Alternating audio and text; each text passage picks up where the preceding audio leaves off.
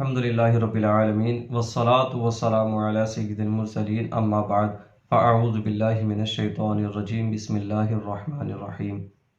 الحمدللہ ماہ رمضان اپنی رحمتوں اپنی برکتوں تیزی کے ساتھ گزرتا چلا جا رہا ہے۔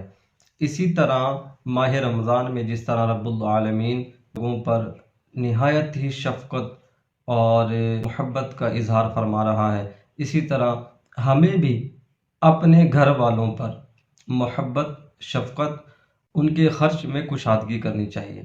بچوں کے لیے نئے کپڑوں کا انتظام، اچھے کھانے پینے کا انتظام، اور اس ماہ تو جو بھی کھایا پیا جاتا ہے اس کا حساب نہیں ہوتا، اور اس ماہ تو اپنے گھر والوں پر خوب خرچ کرنا چاہیے اور خوب اچھے اچھے کھانے ان کو کھلانے چاہیے، کیونکہ اس ماہ جو ہے وہ حساب کتاب نہیں لیا جاتا۔ اور خرچ میں کشادگی کرنے سے متعلق ایک حدیث پاک سنتے چلیں تاکہ آپ کا دل بھی خوش ہو جائے، آپ خرچ کرنے کی طرف آپ کا دل مائل ہو جائے۔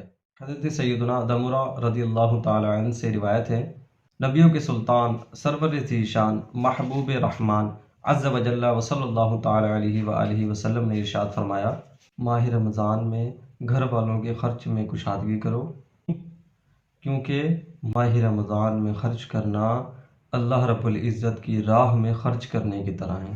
ہمیں بھی اپنے گھر والوں کا خوب خیال رکھنا چاہیے۔ اس ماہ میں رب العالمین کے انعام و اکرام پر نظر رکھنی چاہیے، جائز حاجات ان کی جائز باتیں مانتے ہوئے۔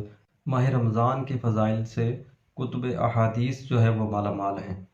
ماہ رمضان میں اس قدر برکتیں اور رحمتیں ہیں کہ ہمارے پیارے آقا مدینے والے مصطفیٰ صلی اللہ تعالی علیہ وآلہ وسلم نے یہاں تک ارشاد فرمایا، اگر بندوں کو معلوم ہوتا کہ رمضان کیا ہے تو میری امت تمنا کرتی کہ اے کاش پورا سال ماہ رمضان ہی ہو۔